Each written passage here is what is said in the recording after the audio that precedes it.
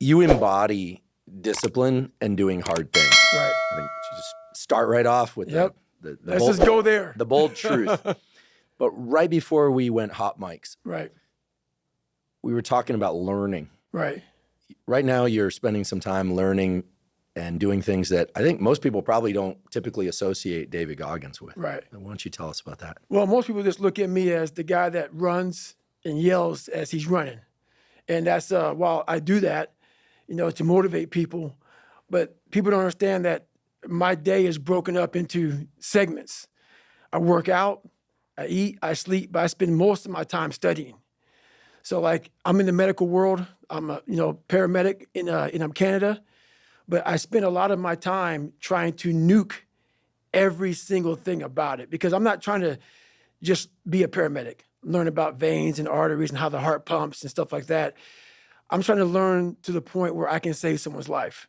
And even though paramedics are doing that all over the world, I'm trying to be that paramedic that can really dissect exactly what's going on and figure out, what medication goes where. Just trying to learn, the algorithm of what's going on, man. So I spend a lot of time with it. I love the word algorithm because when I teach biology or try and learn anything that's related to biology and especially the human body, right, I need to know the nouns. Yep. But it's the verbs that matter, and that's really what you're talking about. Like just saying that sits there, that brain part there doesn't tell you how it all works together. No.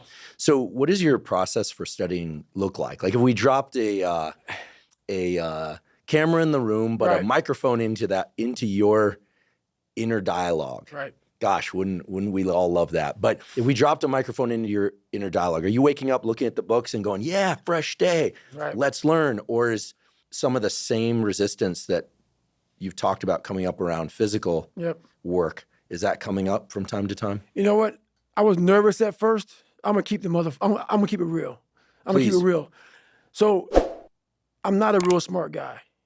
And what I mean by that is I was born with ADD, ADHD. My brain cannot retain information. I'm not some genetic freak when it comes to running, when it comes to lifting weights. I am absolutely the bottom of the barrel. And people will never believe me. And they can just, whatever, believe what you want to believe. So when you ask me this question about what does studying look like for me, I have to go over the same page over and over and over and over again. While Jennifer can look at that page while she's, quizzing me, she'll learn it right then as she doesn't know anything about it. She will quiz herself or quiz me and learn it as she's quizzing me. It's the most frustrating thing in the world how my brain works. So what I do is I literally sit there with a pen and paper and I have my books and I go through and have to write everything down every single day. I will study the same page until it's photographic memory from writing the same thing down. And then from there, I'll go back through and relearn again. So I'll learn the bulk of it. But then I'll go through and learn the small things within that. So if it's a medication, I'll learn what the medication does. I'll learn how to even say the medication. Because these medications aren't like albuterol. No, it's very big words. So I'll go through, learn how to say the name. Then I'll go through, learn what the dose is. Then I'll go through, and this is like every single day. So not like, oh, I got it. Let's just go through. No, nothing is I got it. Every single thing. So I can't wait to get in this conversation because everything I do in life, it sucks. Everything I do in life, it sucks. That's why when I was 300 pounds and 24 years old, it wasn't like I had some big epiphany of let's just go be a Navy SEAL and let's lose some weight. No, I knew my entire life was going to be a struggle, which is why I just ignored it. And I said, I'm not even trying to jump off into this shit and learn how to read, how to write, how to memorize, how to become something I am not. But through that process, something happened to me. And I realized this is why I feel sorry for no one. In this podcast, they're going to really not like me because people are going to think that I am maybe lying or maybe fibbing or exaggerating. No, I was the lowest form on earth. no talent, no ability to learn, and I literally know what it is to be rock bottom and to build that up. So that question about learning, it's a pain in my ass. And I don't have to do it. So think about it. I'm 49 years old and I'm a multi-millionaire. I don't have to do anything. So all I thought about when I was growing up is, man, I can't wait till one day it gets to the point where I no longer have to do this stuff. But what happens, as I got older, it became a way of living. So how I do every day is how I do every day. It's a discipline, it's a regimen, it was a choice I made. And the choice I made was, what are you willing to sacrifice and what are you willing to give up to find every bit of who you are as a human being? And I was willing to give up everything to do that. So studying is no joke. I love that you're studying. I recall a few years ago, I heard some interview or podcast with you, and you just threw out like, I don't know what I'll do next. Maybe I'll be a scientist. And I went, yeah. I was like, because I know you a bit, and I see your work out there, but we'd met before, that if you decided that, you were going to do it. Right. And learning medicine, which is what you're doing, learning human physiology, is so detailed. And people out there have to understand, when you look at a textbook and you see the veins and the capillaries different colors, when the body's open, they're not different colors, right? They're not. So, I mean, some things have different color contrast, but it's not like it's all labeled when you pop it open. Exactly. And so the process of writing things down by hand is important for you. So you go back and read those notes. Do you think about that stuff on your runs too? Or are you segmenting your day? Like when you're done studying, are you heading out for a run and thinking about other things, or are you still rehearsing the material in your head? So when I write it down and I'm actually looking down at this table right now because I'm back to writing. So I'm actually there right now as I'm speaking to you. I write it down in a way that I'm memorizing page 69. So I'm writing it down, so then writing it down and that page sync together in my brain. So I'm looking at the book in my brain right now. So like, that's just how it works for me. And I have to do it over and over again. So that page is stuck in my mind. So I'm literally flipping through pages as I'm taking these tests. And I'm taking these national tests to become a paramedic or become an advanced EMT or whatever. I'm literally, as I'm taking that test, I'm going through and I'm like,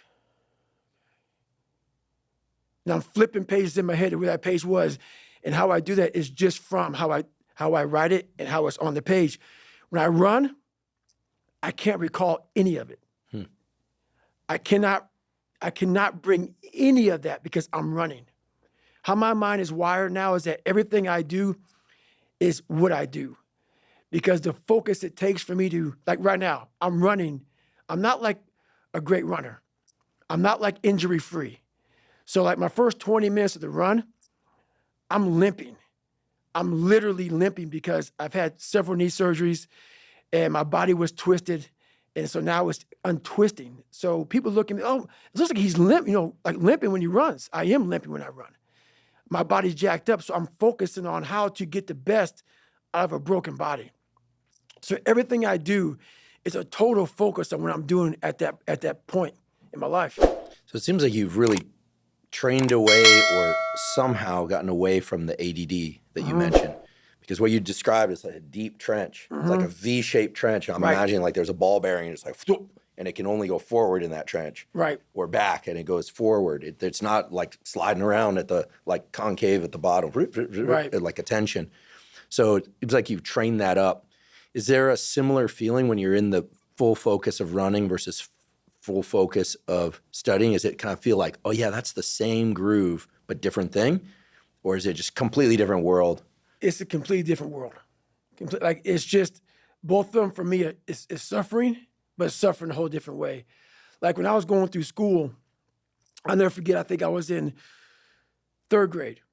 And back then, ADD, ADHD wasn't like, here's this medicine or here's this thing. They want to put you in a special school. So for me, I was so far behind in learning that their big thing was, let's just put him in a special school because he'll never learn. And through that process of like, I don't want to be in a special school. I don't want to be treated any differently. It really like I never took medication. I've never taken medication for this. That's why right now you see me looking right in your eyes. What the hell is human saying right now? And that's why I don't feel bad for people who have ADHD, who have learning disabilities. And some are impossible because you just can't. But a lot of them you can. But people don't want to go through the process of focus, of teaching yourself how to truly focus. This is where my message gets lost. It gets lost because I may say, MF or F, I may be, because that's the passion that comes out of me, because it takes everything for me to learn a sentence. So when I speak about David Goggins, I can't speak about David Goggins in a way that's just calm and cool. Because when I wake up, I know the journey that it takes for me to find my greatness. And it's hard. Nothing is easy. Nothing just like, I wake up and I just do this or I do that. Or it just, I watch people every day go through life and it's so easy. For me to be where I'm at today, it takes every bit of me. So when I speak about it, and as I get going here, you'll start seeing me, the tempo will rise. The passion will come out because I'm back there. I'm doing what I do every day to become a human being. And so nothing is easy. Like running is running.